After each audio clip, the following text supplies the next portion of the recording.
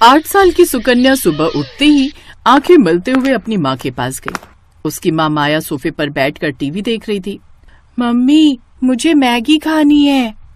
हाँ, अभी बना देती हूँ। वैसे भी मैंने कुछ और बनाया नहीं, तेरे पापा गए हुए हैं अभी ऑफिस की ट्रिप के लिए बाहर, तो घर में मैं और तू ही तो है। ऐसा करती हूँ, दोनों के लिए वही बना देती हूँ, आसान है, जल्दी भी बन जाएगी। माया आलस के कारण जल्दी से मैगी बना देती है और खुद भी खाती है, साथ ही अपनी बेटी को भी खिलाती है। ज्यादातर उसका पति ट्रिप पर ही रहता, जिस कारण वो दोनों माँ बेटी ही घर में रहती और वो जल्दी में दोनों के लिए मैगी बना देती। ऐसे ही समय बीता और अब सुकन्या 22 साल की हो गई। मम्मी यार कहाँ हो? ओ गॉड, लगता है माँ पूजा में बैठ गई। मुझे तो कॉलेज के लिए लेट हो रहा है। एक काम करती हूँ, जल्दी से अपने लिए मैगी बना लेती हूँ। मेरी ऑल टाइम फेवरेट। सुकन्या रसोई में जाकर मैगी बनाने लगती है, लेकिन मैगी बनाते वक्त वो कुछ सब्जियां भी उसमें ऐड करने लगती है और सब्जी काटते हुए उसकी उंगली कट जाती है। Ouch mummy. उसकी आवाज सुनकर जल्दी से पूजा खत्म कर उसकी माँ माया बाहर आती है। अरे ये क्या, काट ली ना उंगली, ध्यान से काम नहीं कर सकती, रुक मैं अभी पट्टी लगा लेती हूँ।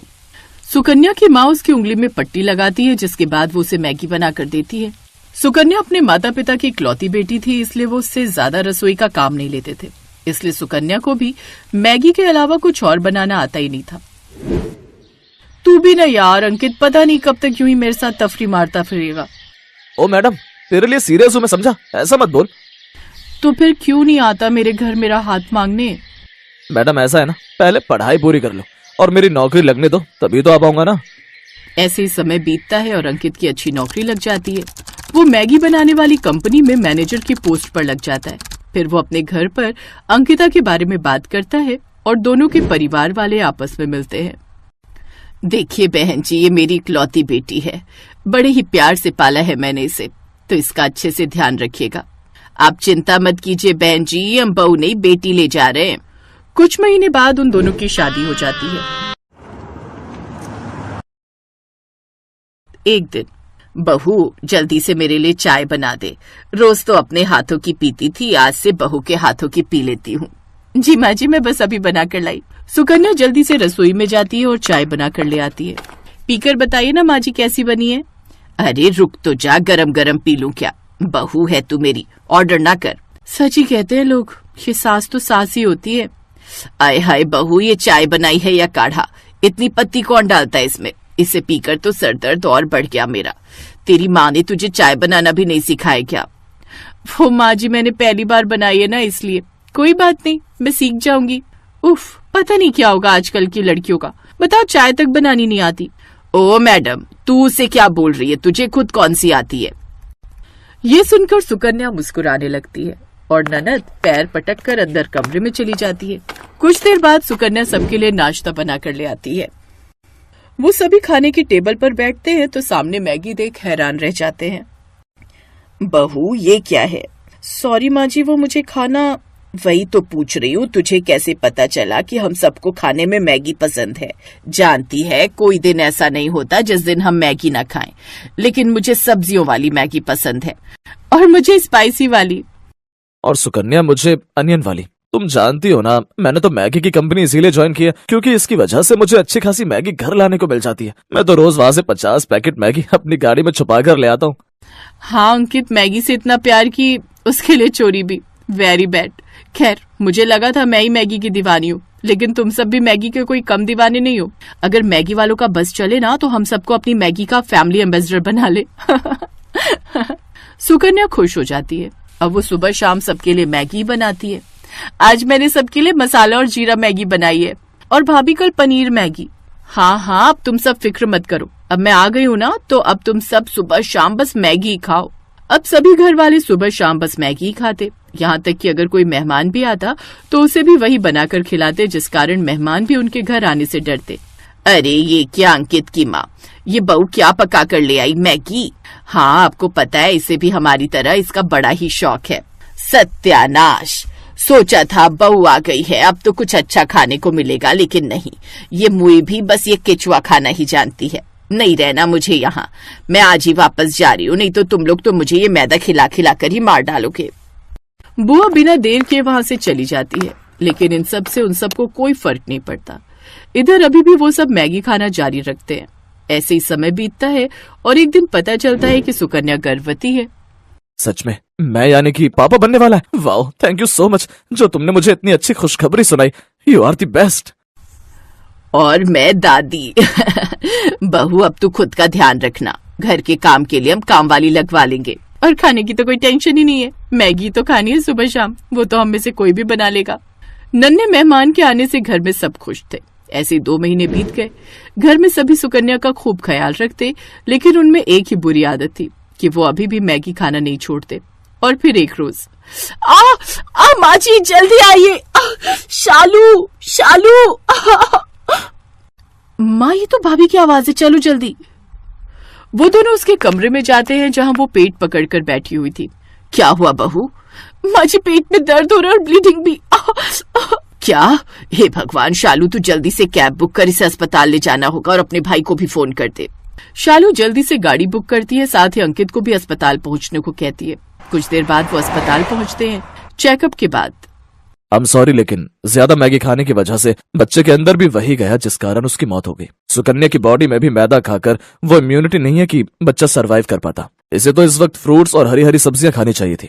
आप जानते हैं ज्यादा मैगी या मैदा खाने की वजह से हमारी बॉडी को कितना नुकसान होता है, और ये मैदा हमारी आंतों में चिपक जाता है। इसीलिए महीने में 1-2 बार खाने में कोई बुराई नहीं, लेकिन रोज खाना ये आप सबकी सेहत के लिए भी खतरनाक हो सकता है। क्या मेरा बच्चा? नहीं डॉक्टर, ऐसा नहीं हो सकता। खुद को संभाल बेटा। सुकन्या को जब ये बात पता चली, वो तो जैसे खामोशी हो गई। मैगी खाने की सजा उसे ऐसी मिलेगी उसने कभी नहीं सोचा था। उस दिन के बाद पूरे परिवार ने मैगी खाना छोड़ दिया। अब वो सब हरी सब्जियां और रोटी ही खाते। अंकुर ने भी मैगी लाना बंद कर दिया। ऐसे ही कुछ महीने बीत गए और अब सुकन्या फिर से प्रेग्नेंट हुई, लेकिन इस बार वो कोई रिस्क नहीं लेना चाहती थी, इसलिए उसने खुद का अच्छे से ध्यान रखा। साथ ही ससुराल वालों ने भी उसका खूब ध्यान रखा और हेल्दी चीजें खाने का नतीजा ये हुआ कि उसने एक साथ 2 जुड़वा बेटा बेटी को जन्म दिया। अब उनका परिवार पूरा हुआ और अब वो सब साथ में खुशी खुशी रहने लगे।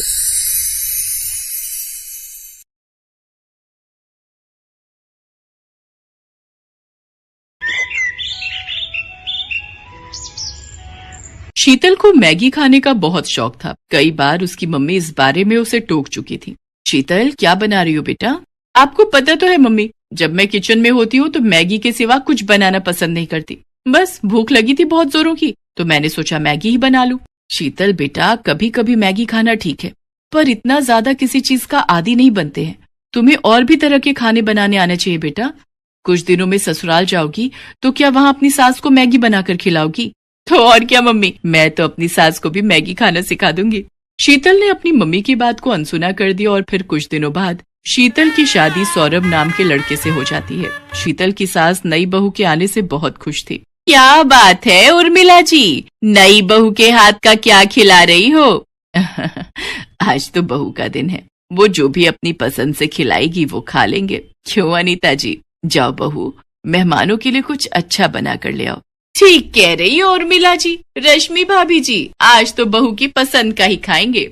मोहल्ले की औरतें नई बहू की मुंह दिखाई के लिए आई हुई थी। उर्मिला के कहने पर शीतल रसोई में तो चली जाती है, पर उसे तो सिर्फ मैगी बनानी आती थी। मुझे तो सिर्फ मैगी बनानी आती है, अब मैं मैगी लेने के लिए किसको भेजूं? हाँ, ये ठीक रहेगा। रामू भैया, आपके पड़ोस में कोई दुकान होगी, वहां से मैं आपको पैसे देती हूँ, आप मुझे मैगी के पैकेट ला दोगे? पर बहुरानी, यहाँ पर तो कोई भी मैगी नहीं खाता। आप मैगी किसके लिए मंगवा रही हो? क्या यहाँ पर कोई मैगी नहीं खाता? ऐसा कैसे हो सकता है? अब सबको मैगी खानी पड़ेगी क्योंकि मुझे मैगी बहुत पसंद है। आप बस मुझे मैगी के पैकेट ला दो, बाकी सब मुझ पर छोड़ दो। रामू शीतल के कहने पर पड़ोस की दुकान से मैगी के पैकेट ले आता है। मोहल्ले की औरतें खाने के सामान का इंतजार कर रही थी। शीतल मैगी बनाकर सबके लिए लाती है। ये लीजिए माँ जी, मैंने आप सबके लिए गर्मा गर्म मैगी बनाई है। मैगी? ये तो बच्चों के खाने की चीज है बहू, हमसे ना खाई जाती है मैगी शैगी। शीतल पड़ोसन की बात सुनकर उदास हो जाती है। उसका मुरझाया चेहरा देख उर्मिला उसका साथ देती है और वो सबसे कहती है, अरे मैगी, ये तो मुझे बहुत पसंद है, कब से मैंने मैगी नहीं खाई थी। अरे तुम सब एक बार खाकर तो देखो, ये बहुत स्वादिष्ट बनती है, मैंने कई बार खाई है। खा लेते हैं, अब आए हैं तो बिना खाए जाएंगे तो बहू को अच्छा ना लगेगा। कैसी लगी मेरे हाथ की मैगी आंटी जी? पड़ोसन धीरे से मुस्कुरा देती है, क्योंकि उन्हें ये सब खाने की आदत नहीं थी। कुछ देर बाद सब मेहमान चले जाते हैं। उस दिन की बात खत्म हो जाती है। पर अब तो अक्सर ही शीतल मैगी बनाने लगी। धीरे धीरे मैगी खाने की आदत उसकी सास को भी लगी। अरे शीतल बहू, वो तू जो मैगी बनाती है जरा सी बना ले, बड़ी स्वाद लगती है।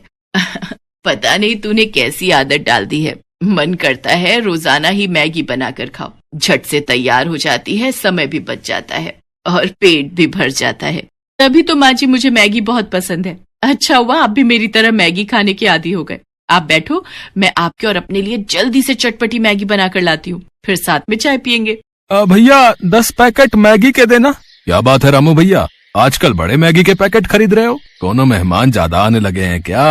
अरे नहीं भीमा भैया, शीतल बहुरानी और माँ जी दोनों ही मैगी बड़े शौक से खावत हैं।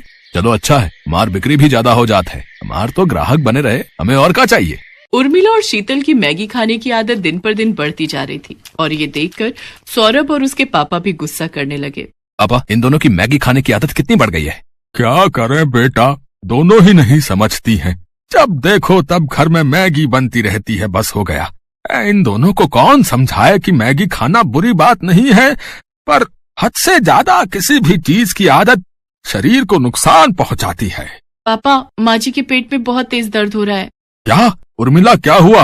अभी कुछ देर पहले तो तुम ठीक थी। पापा चिंता मत करो, मम्मी को मैं डॉक्टर के पास ले जाता हूँ। सौरभ अपनी मम्मी को डॉक्टर के पास ले जाता है। आपकी माताजी ने आज सुबह क्या खाया था? डॉक्टर, मैंने मैगी खाई थी। अच्छा, एक बार अल्ट्रासाउंड करना पड़ेगा, तभी पता चल सकता है कि क्या परेशानी है।